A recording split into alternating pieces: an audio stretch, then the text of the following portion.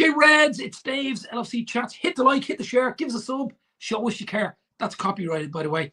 Wow, legend. Legend in the house. Gareth Roberts, absolute legend. Brilliant having you on, mate. As always, I've had you on a few times and you're an absolute legend, of course. And the Late Challenge podcast, TLC. Hoping we can get some TLC for the TLC podcast. I want to talk to you about that. I want to talk to you about the Reds. Happy New Year. All of that. Barry's tea, man, drinking a big mug of brew there. I was going to get the Lions tea out and have a little battle of tea bags, but maybe another time. Lots to talk about. We'll cram it in. I want to talk about the Late Challenge podcast. It's absolutely brilliant. It's really taken off. Yourself and Copey, of course, started it. 101 episodes, I think you hit there recently. Mo Stewart on board. I mean, the last time I had on, I think you were just starting it. It's really taken off. It's has it surprised you, or maybe it hasn't surprised you?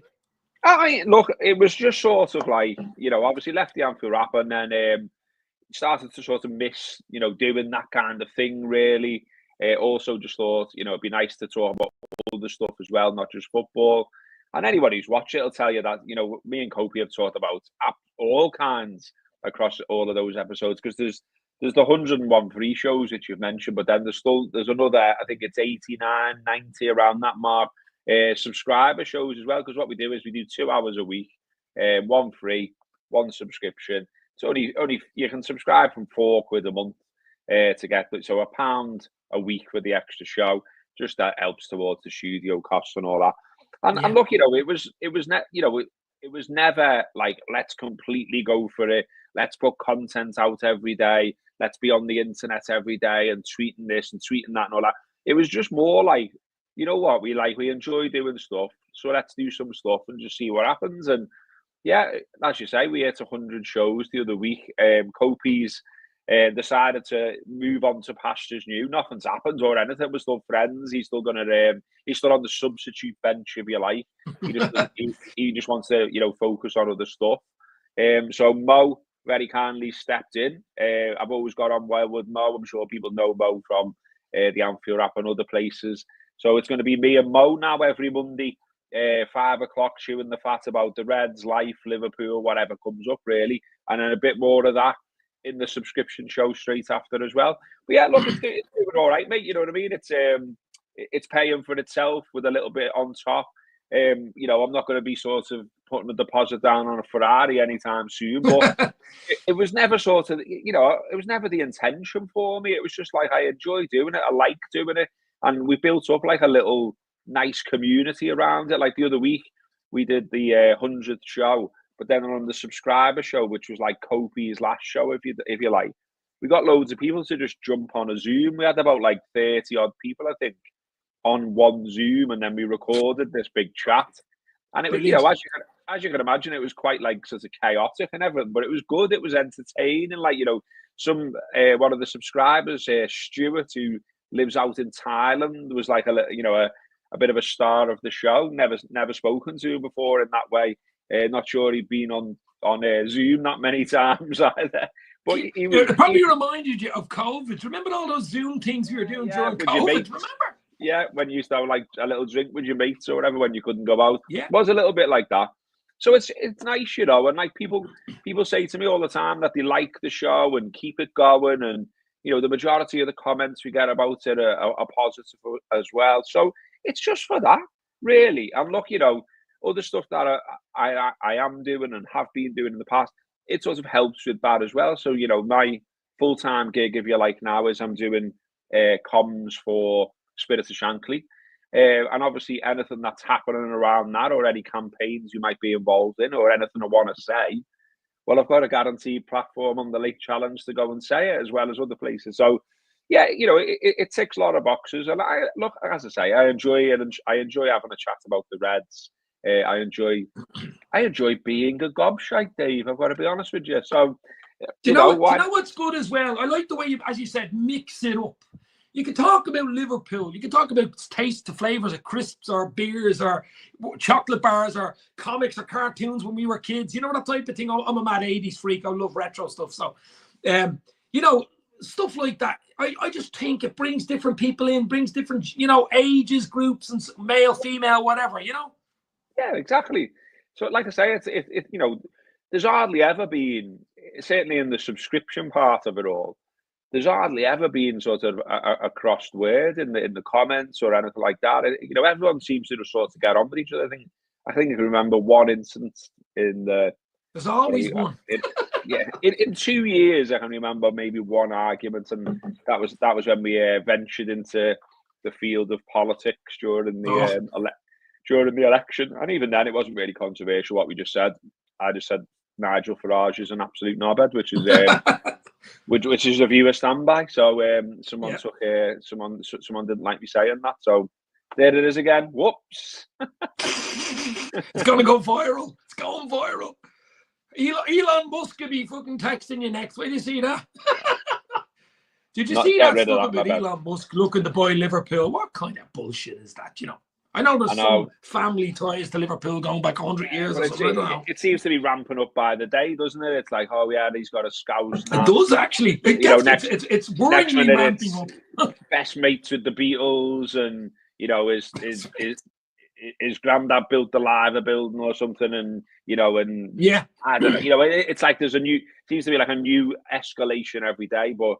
Yeah, he wouldn't be for me. Lots of, as there always is, there's talk online about it and all that, but I've done my best not to try and amplify it, to be honest, because I don't think it's going to happen. So what's the point in talking about it anyway?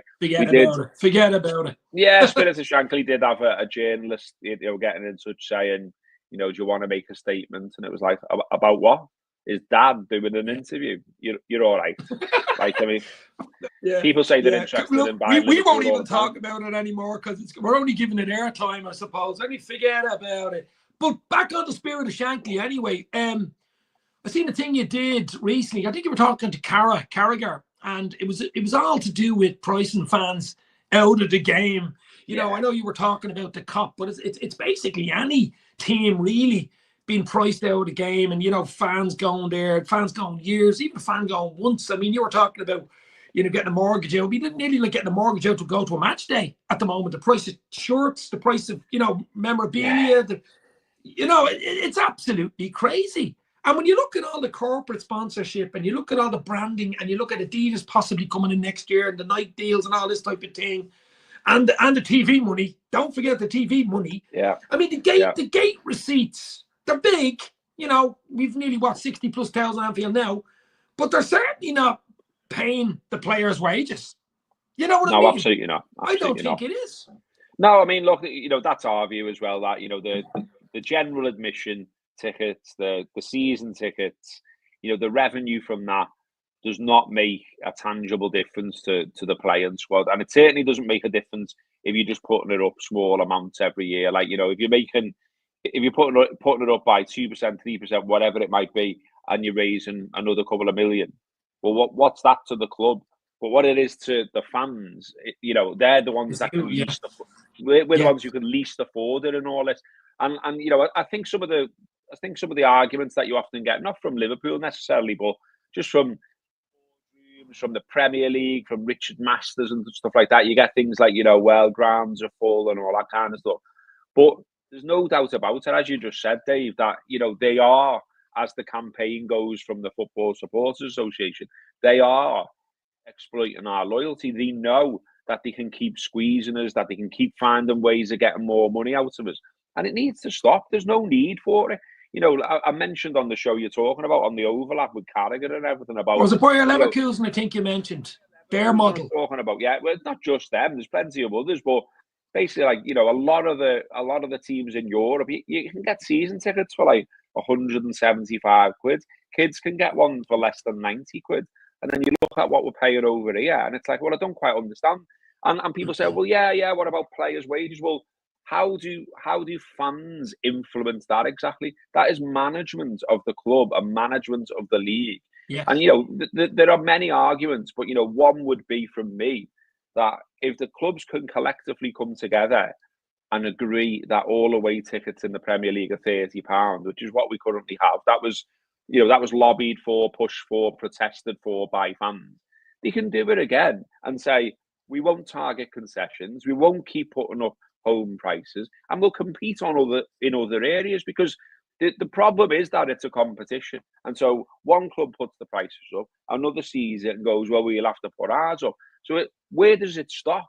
Because every year, you can say the grounds are full, and the grounds are full, but the makeup of the people in the ground is gradually changing. We've got 11,000. There are 11,000 corporate tickets at Anfield now.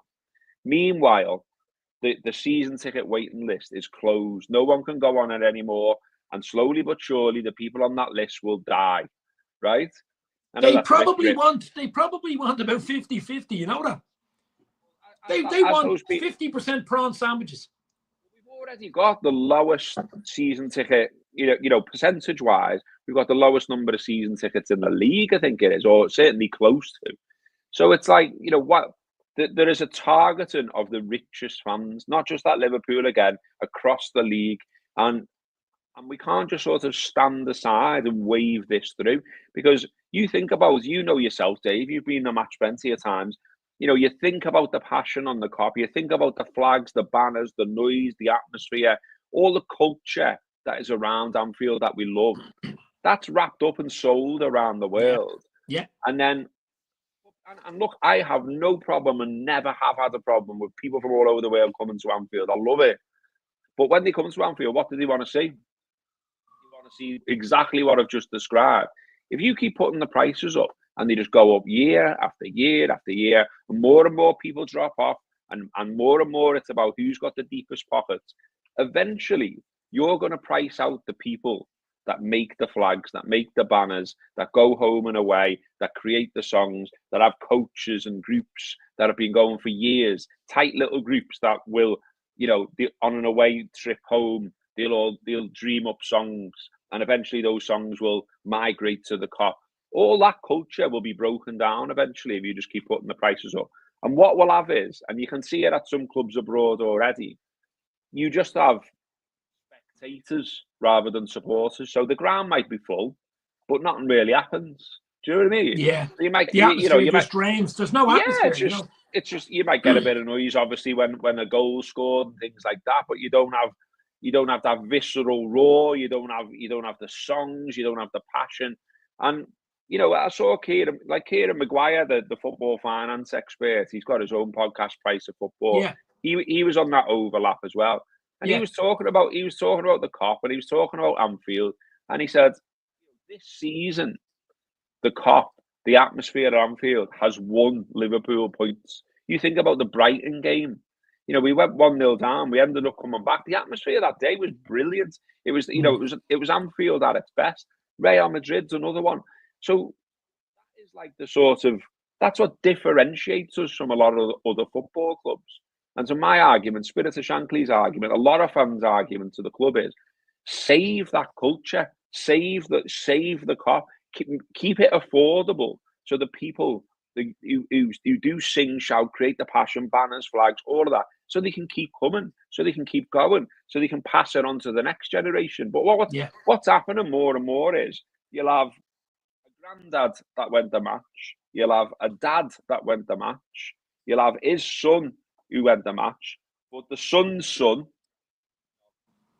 it's too expensive and he can't afford to go anymore. And you've got kids that might go once in a while maybe, but by and large they're watching on the telly and they're consuming football as clips through social media, through playing FIFA and things like that.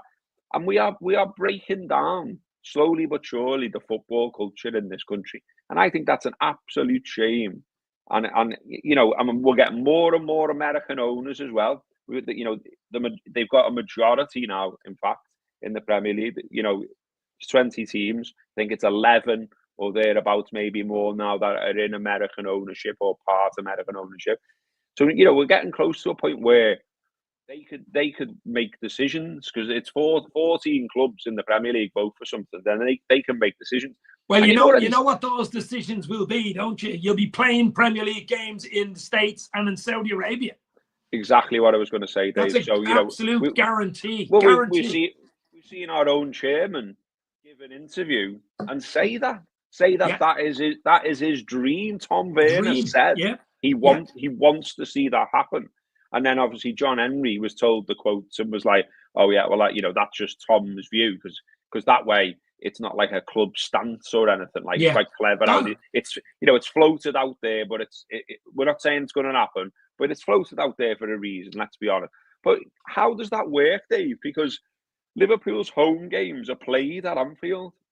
How do we suddenly take one of those games away? And what happens about the crowd that normally goes to Anfield? What, we all have to go to America, do we? How do we afford that? The reason why I'm saying it is because American football, the college game is huge. I don't know whether you know a bit about American football, but the college game is nearly as big as they play a college game in London, but they play one in Dublin as well every year. In Dublin. I've been in Dublin. Yeah. I've been in Dublin the weekend when it happened. I went over to see our mutual friend Phil. And, that's right. Yeah, Phil Keeley. Yeah. That weekend, that was happening. So there were loads of Americans in the pub, so they're all smashing the Guinness the same as me that weekend. But I saw it firsthand. But look, again, you're talking about people though with deep pockets, and it's like football should be a working class sport. That's what its roots are. Look at where Liverpool play. It's in L4. It's in Anfield. It's one of the most deprived areas in the country. And yet, and so how many people who live there can actually afford to go to the ground? Like, they should be able to. They should have access to that. You look at Everton. They've just built a £800 million stadium. Yeah. And look, I'm not going to be one of those Reds that's bitter about it. I think it's good because the area of the city that they built it in needs regeneration. So hopefully, off the back of Everton putting the stadium there, they get a bit of that. But then equally, I worry about where it's leaving, County Road area around there. That needs regenerating as well. And if Everton disappear, what happens to it then? Anyway, but where they've built the stadium, it's in the Riverside ward, right, in Liverpool. That is de facto the most deprived ward in the country. And so I just picture in my head, like a little boy, a little girl, Everton supporting, opens the curtains every day, can see a big ground there, and never has the chance to go in it. And I just think that's incredibly sad. And this is why I'm involved with Spirit of Shankly. This is why I'm involved with the Football Supporters Association. I passionately believe that we need to keep football affordable, and we don't just let it disappear off in the distance. And look, it's hard work sometimes. Me and you have talked about social media before, and there are people who day after day after day, it's negativity. And eventually, obviously, it gets you a little bit. But what keeps me going is supporters have had victories before, and supporters can have victories again. So I mentioned the £30 away cap. That was a big victory for supporters. If it wasn't for supporters, we would not have that. The clubs wouldn't have just said themselves, I know, why don't we charge away fans £30? It come from sustained pressure from supporters groups, including Spirit of Shankly. It come from those groups going marching on the Premier League, turning up at the offices, approaching sponsors and saying, you sponsor the league, you sponsor this club, whatever it might be. Do you know what is happening to the ordinary supporter? And slowly but surely, the conversation, the right conversation start, and they go, oh, hang on a minute. Yeah. Maybe these people have got a point. So it kind of feels like we're here again because, obviously 2016 as well, Dave, you'll remember when we played Sunderland. And the same owners we've got now decided at the time to go a little bit rogue in terms of the ticket prices. So there'd been dialogue between supporters groups and them at the time. And then they decided to introduce a £77 ticket. At that point, Spying Cobb, Spirit of Shankly, etc., said, we don't think you should do that. And if you do that, there will be protests. And the club decided, or the owners decided more precisely, well, we're going to do it anyway. And so what resulted then was 10,000 people walking out for the first time in the history of the football club from a game, going against being a supporter. Or it was like really difficult, really odd thing to do. I remember it myself, turning your back on the team and walking out because there was a wider point to be made. And we did that.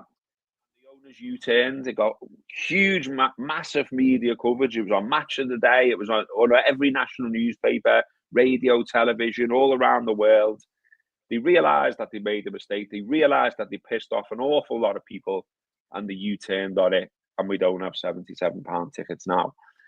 But it does feel that since we had COVID, and during COVID, we heard time and again of and all that. But all that during then day, we heard all the time, didn't we? When we watched that weird football with no fans in the ground, your chief executives and players and managers and whatever, we're all falling over each other to say, fans are so important to it all, and this shows it. Like this weird brand of football, it's nothing without the passion in the stands. It's nothing without the fans, and that's what they kept telling us. And then post COVID, again, we still heard similar messages, and they didn't really do too much wrong with prices in general terms, certainly here in Liverpool. And then slowly but surely, they're creeping up and they're seeing what they can get away with. And last season, every club in the Premier League, bar Crystal Palace, put the prices up. And some of the price rises were wild, mad, huge, and scrapping. You look at what's happened at Man United, Dave, like mid-season, the owners just decided, I'm not bothered. I'm scrapping concessions. I know it was 20 odd quid for 16-year-olds or whatever. Not bothered. Tickets that become available between now and the end of the season, £66. Whoever you are, £66. You're a pensioner, you're a kid, £66. No consultation with supporters, just bang. I've got the power and I'm doing it. And this is why you've seen the anger around the country. This is why the Stop Exploiting Loyalty campaign is growing legs by the week. Groups are coming together. Like we stood with Man United fans the other week. We've stood with Man City fans, Brighton fans, West Ham fans, Everton fans, Fulham fans, Arsenal fans. And that's been going on all season long, right around the country, as a bit of a peaceful way of saying to boardrooms, we're not happy about this. Can we change the direction of travel? Can you think about the ordinary fan before you put the prices up yet again? And look, we're at a crucial time in the year now, because this is when they start to make the decisions for next season. This is when you'll start to see those stories. So we could all keep our fingers crossed that someone somewhere's been listening and that some common sense prevails. The one shining light we've had so far is Brentford, who have they've frozen their season ticket prices for next season, and they've also introduced £10 tickets for under 18s, including for away games. So that's a fantastic step. And when their chief executive got interviewed about it, he said increasing ticket prices isn't the game changer for us. It's the broadcast money. And that's one of our arguments, because the new TV deal for the Premier League, the next 3-year cycle, £12.25 billion will come into the Premier League. Yeah. And as you mentioned all the sponsors earlier, Dave, Liverpool have got an actual bigger ground now than they have previously. They're playing more games because there's more Champions League games. There's more money for winning those Champions League games. There's more money for qualifying from each stage of those Champions League games. So again, why do you have to keep coming back to the common man or woman and saying, yeah, another fiver, yeah, another tenner, yeah, another 50 quid, whatever it might be?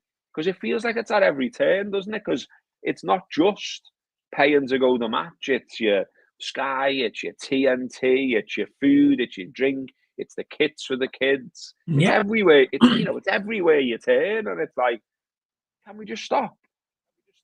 Can we just be a bit fairer to the people that actually play a huge part in this game?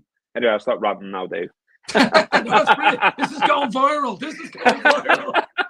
Look, it's so important that, I've seen a lot of it. You've been talking a lot, the overlap, and you did a few things, Spirit of Shankly on Twitter X and all that. I've seen a lot of it over the last week in particular, a lot. But this has been going on a long time. As you said, they'll keep doing it as long as they can get away with it. Simple as that. They'll keep doing it. Exactly that. Exactly that. Anyway, halfway point, Liverpool, we've only lost one league game. And as you said earlier, it's still toxicity all over the shop. I don't even FSG out and all this crap for other reasons stand that. It's absolutely crazy stuff. Look at Everton. Would you want to be an Everton fan at the moment? I don't even know ground and stuff, but top of the Champions League table, FA Cup against Accrington Stanley tomorrow at lunchtime. We'll talk about that in a minute. League Cup semi. Okay, we lost 1-0, but to be honest, we have a good chance, I think, to get through to the final. Yeah. Could be Newcastle in the final. They haven't won that in 70 years. So look at us, top of the league, 6 points clear, game in hand, and still negativity, still moaning. What the hell do they want? I mean, it's crazy. It's a lot of, so much of it. I mean, I hate to sort of like differentiate between fans, because we're all just fans, aren't we, at the end of the day? That's genuinely what I believe. But you don't hear a lot of the shit that you see at the match. You know, like, I don't think they're the real. I don't think they're even. They might even be Liverpool fans. Who knows what they are? I don't know what they are. See, like, some of it just does feel it. You know, it's every day, and it's like, you know, no matter what the weather is, no matter what the Liverpool result is, no matter what's happening in Liverpool world, some people just there every single day, and like, you know, some of the replies you get or whatever to something fairly innocuous, like, you know, we lost to Tottenham. We lost 1-0. It was unfortunate. We didn't particularly play well, but, you know, dodgy decision at the end and all the rest of it. And the old cliche, it's only half time and they've got to come over to Anfield. So in 29 games, we've lost 2. And I think we won, 23, 24? You know, it's not bad. In fact, it's brilliant. Do you know what I mean? Arne Slot, what a job he's done. And then you've got these people who just on every day telling you how bad the club is, how badly run it is, how everyone there is incompetent and all that. And it's like, okay, there's no, you know, it's not a proper debate, is it, if you say that? You know, if you make your point intelligently and you know, you put it across in that manner, people might listen to you. But if you're just on every day posting a hashtag and abusing fans who say things like, oh yeah, that's a great start for Arne Slot. Well, what have we won? Why would you celebrate that? It's like, hang on. When you go to the match each week and you win, you're allowed to celebrate that win. And, you know, when you're top of the league at any point, you're allowed to celebrate that as well. You know, I don't know if I'm weird here, but when I go to the match, I can hear big crowds at Anfield singing Liverpool, Liverpool, top of the league. Is that not Liverpool fans singing that? And yet online, you put something like that, and you got all these absolute creatures coming at you left, right, and centre, and you're like, I don't understand what's going on. What's happened to fan culture that we've got this weird cabal? I think there's a minority online that literally saturated because they're sitting there nearly 24/7. Probably have a few different accounts for the same person. You know what I mean? It wouldn't take much, fella. 10 different accounts could have a few thousand followers. And then it just repeats and it gets reposted, you know. Loads of it as well, you know, like it's like instant abuse and, you know, like second tweet, first tweet, you know, it's like straight in calling you some kind of name or whatever.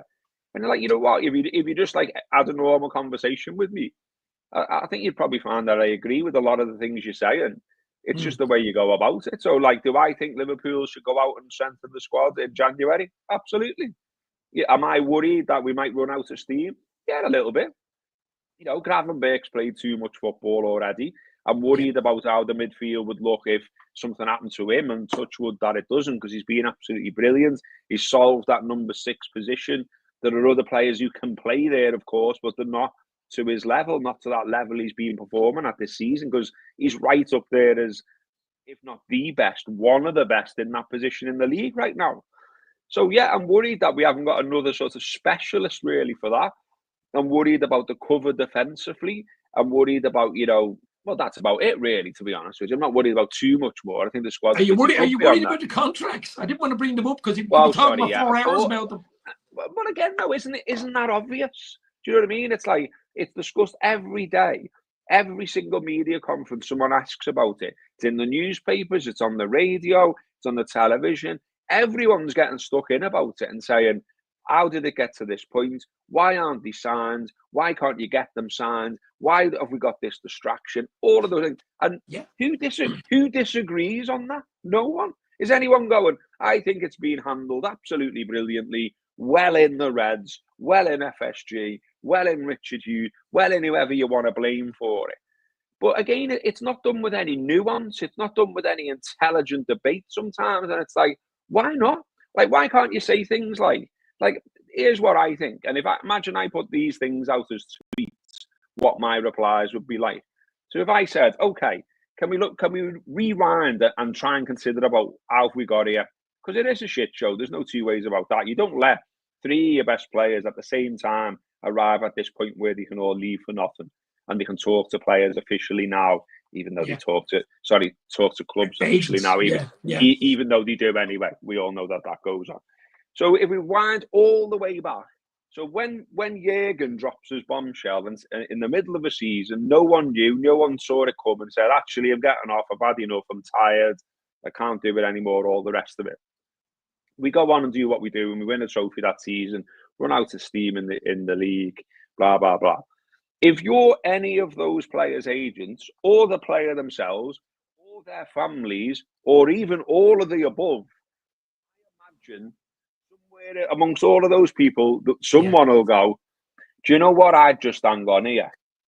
I wouldn't maybe commit yourself when you're at the juncture that you are in. So, like what Mo's like 33, whatever he is. I think he's 33 in the summer, isn't he?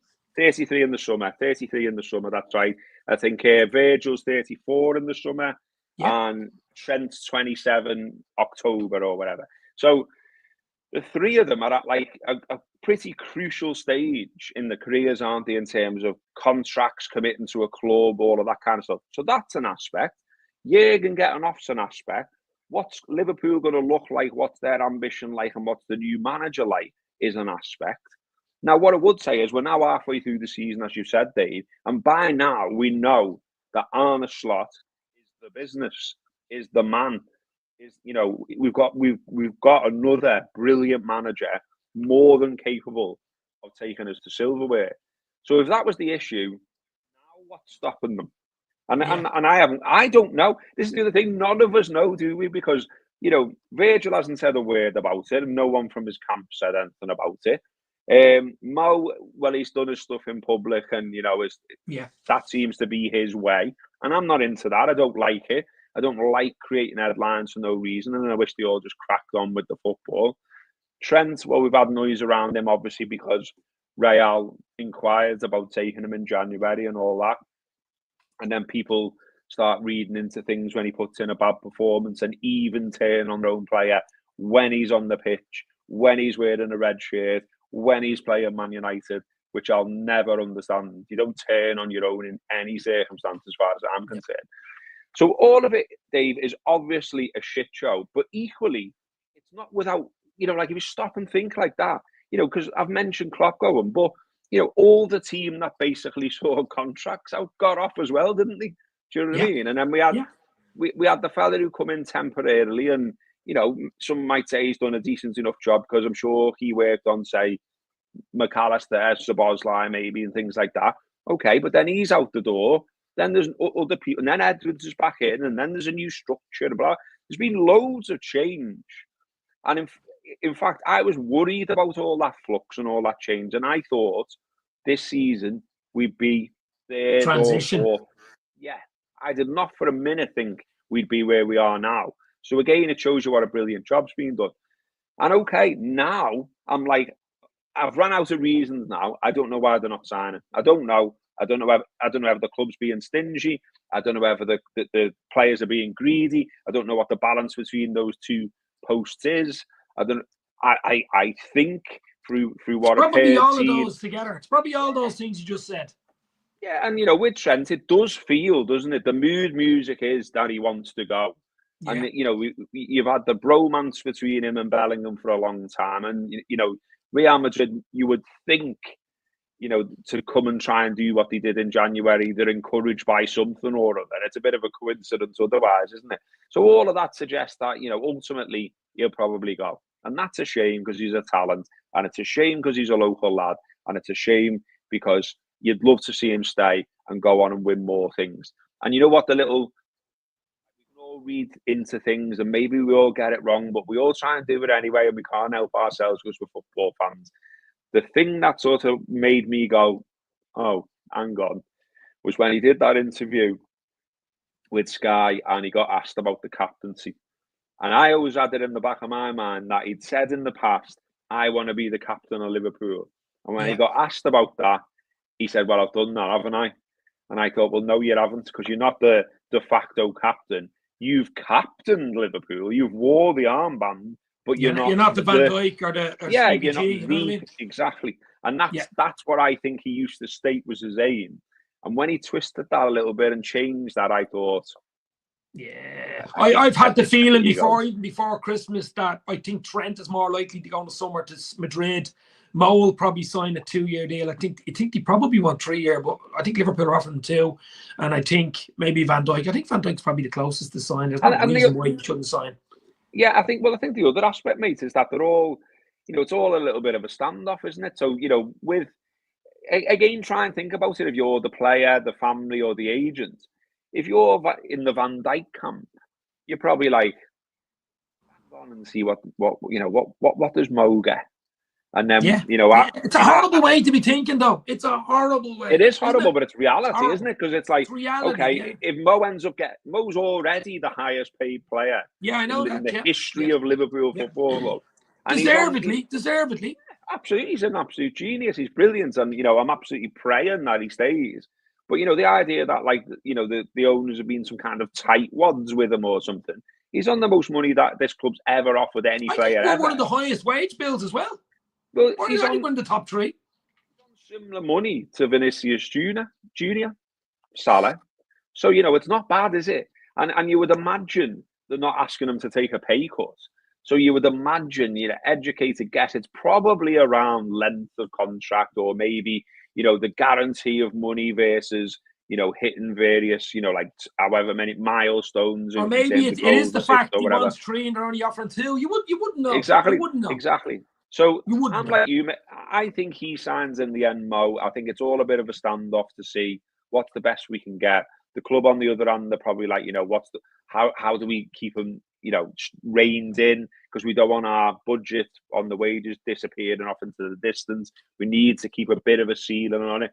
And then Van Dijk's there saying, well, I'll probably sign, but I'll probably wait and see where that ceiling goes. You know what I mean? So it's a shit show of a situation. But you know what as well? They must be happy at the halfway point at looking at the project going forward and looking at Arne Slot and his backroom staff and going, wow, this guy knows what he's doing here. This guy knows what he's doing. You know what I really like about him as well, Dave, apart from all the obvious stuff. I like when he's been interviewed. I like when he's been his press conferences. Brilliant. Like, brilliant with the media. And you know what? I wasn't sure about him at first, because I can remember his first interview. I remember doing a podcast afterwards and saying, well, I wasn't that convinced. He was a bit boring. He was a bit straight bat. And I remember, like, you could blame the interview a little bit, maybe. Asked him a question around, like, have you got a message for Liverpool fans? And he didn't, he didn't have something that was particularly convincing. It didn't really have you going, you weren't taking your top off. Doubters to believers.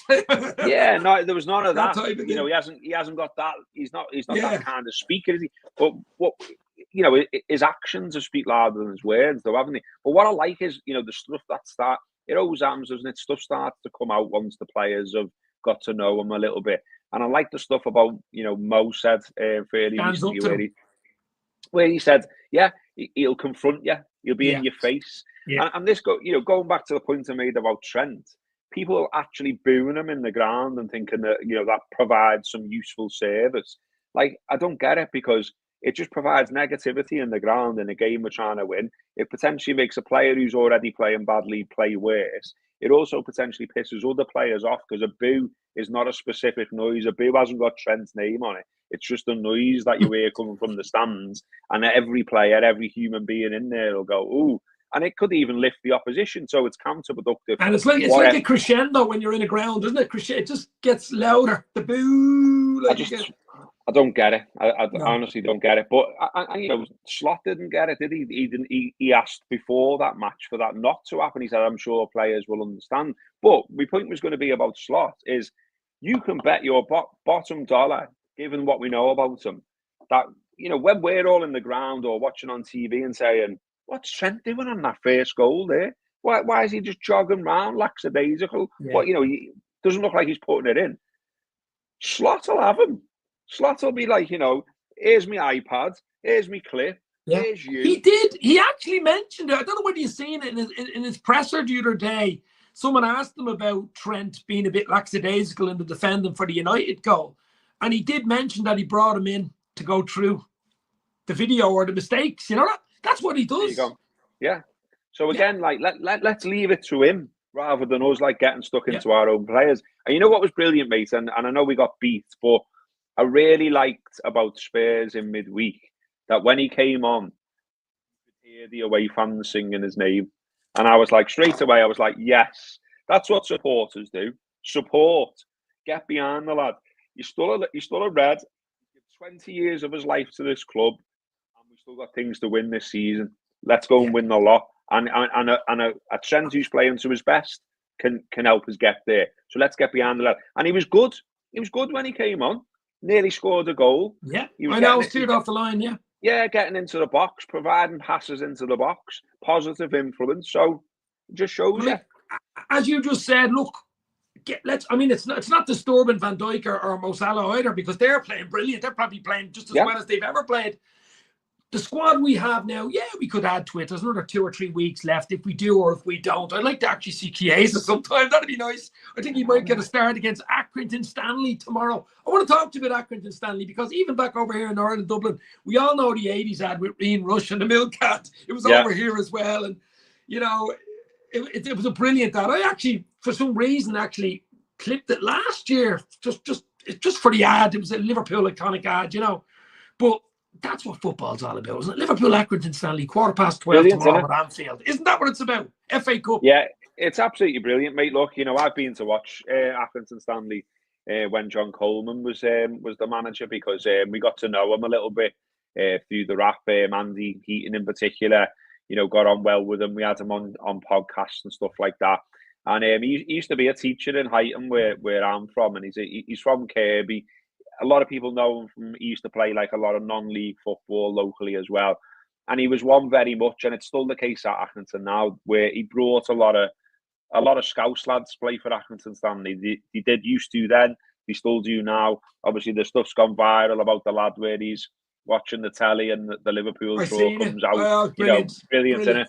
And you know, the manager of Accrington now, I've seen him play football locally in Merseyside years ago when I was a teenager. He used to play for Knowsley United, which was right by my mum and dad's house.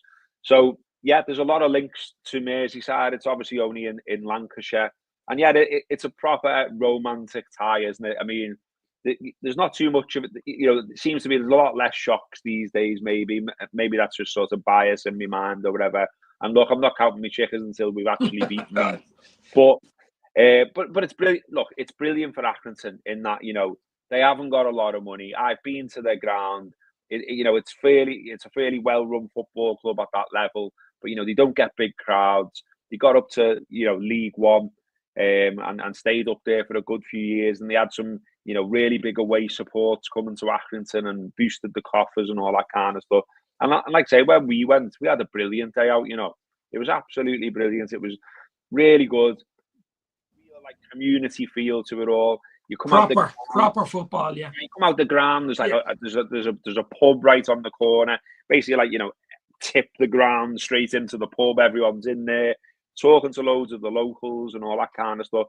And the assistant manager, John Coleman's assistant, Jimmy Bell, he used to play up front for that Knowsley United who I mentioned before, who was right by my house growing up.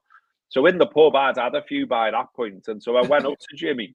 Because Jimmy and the manager were in the pub and the owner was in the pub. You know, all the people, all the staff and everything from the team in the pub with the fans, talking to the fans. Yeah. Brilliant.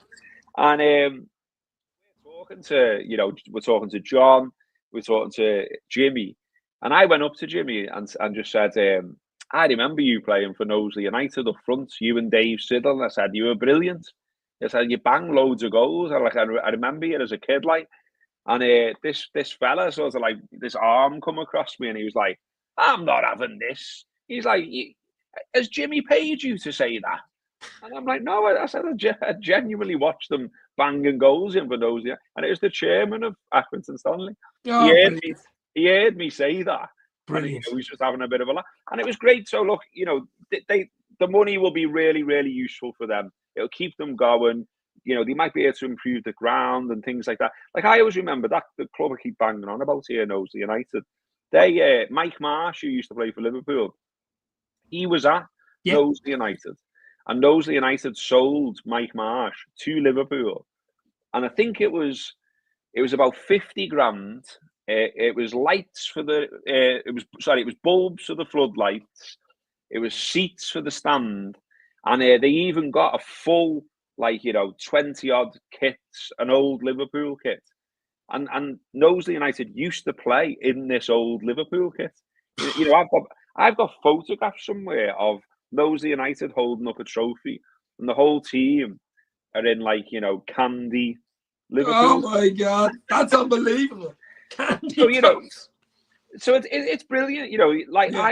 I love that we've got the pyramid in this country. I love non-league football, and I think we should do everything we can to make it thrive and survive. And the FA Cup's really important for that. Look, it has been the way it's on a Thursday, Friday, Saturday, Sunday, Monday, kickoffs all over the show for television. I'm not into that. I think it dilutes it, Gareth. I mean, I remember as a kid growing up here in Dublin back in the 80s, the FA Cup was bleeding everything. I mean, I remember the Saturday morning on BBC, you'd get up in the morning, have your breakfast. They'd be talking about it from about 10 a.m. right through the whole day till the night, and then match of the day that night. It'd be a whole day thing. And it was brilliant, wasn't it? And it was unbelievable. I remember Gaza. I remember, obviously, Liverpool in 86 in the double winning against Everton. Even other ones, 92 against Sunderland, McManaman and Michael Thomas, I think, with that lovely volley, remember? But I mean, it was a dream. But because money's come into it now, Champions League's taken a lot of it away from it as well, I think, Yeah, and, it has. A bit of the romance has gone. But I think tomorrow at Anfield, at 12:15, I think romance is back. No, definitely. And look, we can all remember, I'm sure, we're giant killings down the years. Mickey Thomas. Wimbledon for us, yeah. But Mickey Thomas, Wrexham against the, scoring for Arsenal, yeah. And there was one it was West Brom, and they played a non-league side, and I think it was a player called Tim Bazaglo scored a hat trick, and I think they beat them 4-2, knocked them out. All of that. It's all brilliant, isn't it? And I love all them stories. About you watch the FA Cup match of the day, and it's all someone will be a postman, and someone will be a we can get to the final one year, Wigan Athletic, and I know they've been up and down. Like Millwall had a great run once. You know what I mean? So it's good, isn't it? Something different from the norm. Yeah, I'm looking forward to going tomorrow, and I think there'll be a lot of it'll be a younger crowd. We were talking about ticket prices obviously before. That the ticket prices are cheaper for the FA Cup, which is great. Makes it more accessible. And I think it's one of them where, people that tend to go to a lot of the games or all of the games, it might be a game where they'll say, let the kids go or let someone else go or whatever. And I love all that. You'll get a younger crowd in there. You'll get more dads and lads and mums and daughters and all the rest of it. And so you'll have a slightly different crowd. Obviously, just generally, it's going to have a different feel because, we're playing a League Two side, and you would expect Liverpool to win, but equally you would expect Liverpool to make a lot of changes, wouldn't you? And it'll be a lot of fringe players. Yeah. I mean, you're not going to get a better chance. You're not going to get a better chance midway through the season. Get a few lads like even Tyler Morton, someone to get a bloody game. Yeah. Harvey Elliott needs football. Stuff like that. I would absolutely do it tomorrow because we've a tough one against Nottingham Forest on Tuesday, and they're flying at the moment. I mean, it's just ridiculous. Really good side. Really good side. And Brentford as well to come as well. So two away games. Yeah, some tough games on the horizon. So it makes all the sense in the world that he gives the big lads, the main lads, the ones who've been clocking up all the minutes, give them a rest, get them to put the feet up, and get some of the fringe players in there. And look, all the narratives that work their way through the FA Cup about could Accrington do it? Could they be a giant killer and all that? From our perspective, we'll be like, well, could Naoni absolutely shine and be play so well? Nalo, the other lad, Nalo, the defender, very good. Yeah, so could it be to a point where Slot's like, oh, hang on, he's more advanced than I thought now, seeing that, and he could maybe work his way onto the bench for Premier League games or Champions League games. So, I don't think anyone will be taking it lightly on the day. I'd be very surprised. And as we've already said as well, if you've got Arne Slot as your manager, and he's walking up sticking iPads in your face and snarling at you, then I imagine you want to go out and perform for him because obviously that's the other thing that's creeped out about him, isn't it? It's like, he's all laughs and smiles in media interviews. But you know, Van Dijk I'd said, say he's a bit of steel there now. Van Has to Dijk have said it. You wouldn't get to where you are without some sort of steel.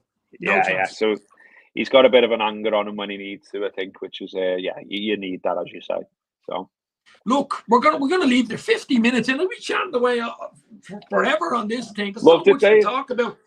And as it is, Gareth, Liverpool are in a great place. As we said, we're halfway. We're in an unbelievable place. I didn't think we would be here. I thought we'd maybe get a top 4 spot, a good cup run. Maybe that'd be a transition year. But we're in a dreamland. Hopefully, talk to you at the end of the season, and we have one, maybe two, maybe who knows, bit of silverware in the trophy cabinet for the Reds, and that's what's be important. nice. Get yourself over for the celebrations if it happens, Dave. Meet you for a beer, my friend. Absolutely. Thank you very much for coming on the Late Challenge podcast. Check it out, guys. Link will be in the description. Mo Stewart, Robbo and Mo show is on, ready to rock. Thanks very much. Happy New Year. Talk to you soon. You'll never walk alone.